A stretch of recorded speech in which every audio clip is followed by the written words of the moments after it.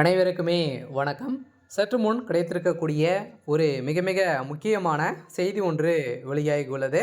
சற்று முன் உதயநிதி டெல்லி திகார் சிறையில் அடைப்பு, இது மாதிரி செய்திகள் வெளியாயிருக்கு. சில அதிரடியாகவும் பார்த்தீங்கன்னா தமிழகத்தில் சட்டப்பேரவை நடைபெற்றது. இதில் பார்த்தீங்கன்னா அதிரடியாக திமுகவும் அதிமுக எதிர்க்கட்சி அனைவருமே பார்த்தீங்கன்னா நிறைய விதமான தீர்மானங்கள் அது முன்வைக்கப்பட்டு தீர்மானங்கள் நிறைவேற்றப்பட்டு இருக்கக்கூடிய நிலையில் இப்போ அதிரடியாக பார்த்தீங்கன்னா உதயநிதி ஸ்டாலின் அவர்கள் பார்த்தீங்கன்னா இப்போ அதிரடியாக திகார் சிறையில் அடைக்கப்பட்டதாக ஒரு தகவல் வெளியிருக்கு. எதனால் பார்த்தீங்கன்னா உதயநிதி ஸ்டாலின் வசமாக சிக்கியிருக்காரு அப்படின்னு பார்த்தீங்கன்னா அனைவருக்குமே தெரியும். தமிழகத்தில் நிறைய விதமான ஸ்கீம் பார்த்தீங்கன்னா கொடுத்துருக்காங்க. நிறைய விதமான அறிவிப்புகள்லாம் பார்த்தீங்கன்னா மக்கள் நலத்திட்டங்களை செயல்படுத்தி வருவதாக பார்த்தீங்கன்னா நிறைய விதமான நலத்திட்டங்களில் பார்த்தீங்கன்னா நிறைய மெகா ஊழல் நடந்திருக்கு. போலியான மக்களை உருவாக்கி அது மூலமாக நிறைய பணங்களை பார்த்தீங்கன்னா திருடியிருக்காங்க அப்படின்ற மாதிரி நிரூபணமாக இருக்குது. இதன் அடிப்படையில் தான் சிஏஜி சோதனை பார்த்தீங்கன்னா தமிழகத்தில் நடைபெற்றிருக்கு. அதுவும் பார்த்தீங்கன்னா திமுகவுடைய அறிவாலயத்தில் நடந்த சம்பவத்தின் அடிப்படையிலும் அதே மாதிரி அனைத்து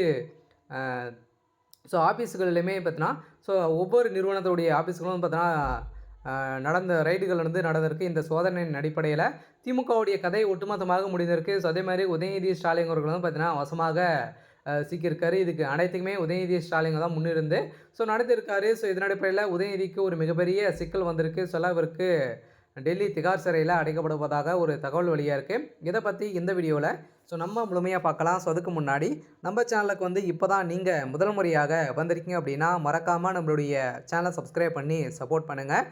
வாங்க வீடியோக்குள்ளே போகலாம். அனைவருக்குமே தெரியும். திமுக பார்த்தீங்கன்னா திடீர்னு எந்த ஒரு அனுபவமே இல்லாமல் துணை முதல்வராக பார்த்தீங்கன்னா ஆட்சியில் உட்காந்தார். இதிலிருந்தே பார்த்தீங்கன்னா திமுகவுடைய பொறுப்புகள் அனைத்துமே உதயநிதி மீது தான் போயிருக்கு. உதயநிதி தான் பார்த்தீங்கன்னா திமுகவே வழிநடத்தக்கூடிய அளவுக்கு இப்போ போயிருக்கு இல்லையா. திமுகவில் நிறைய மூத்த அமைச்சர்களாக இருக்காங்க. அவர்கள் அனைவருமே பார்த்தீங்கன்னா மரியாதை கெட்ட வார்த்தைகள் பார்த்தீங்கன்னா உதயநிதி ஸ்டாலின் அவர்கள் திட்டியதாகவும் ஒரு பரபரப்பான உட்கட்சிக்குள்ளே ஒரு சில நாட்கள் முன்னாடி நம்மளுக்கு உட்கட்சி மோதல் நடைபெற்றது.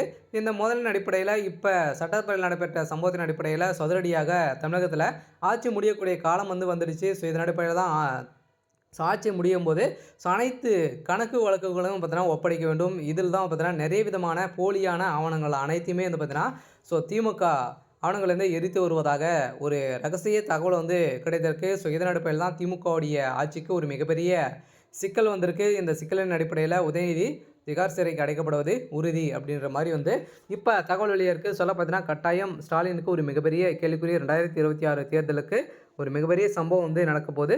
இருந்தாலுமே என்ன நடக்க போகுது அப்படின்றத வெயிட் பண்ணி பார்க்கலாம். இது மாதிரி செய்திகளை தெரிஞ்சுக்கணும் அப்படின்னா மறக்காமல் நம்மளுடைய சேனலை சப்ஸ்கிரைப் பண்ணி சப்போர்ட் பண்ணுங்கள். தேங்க்யூ.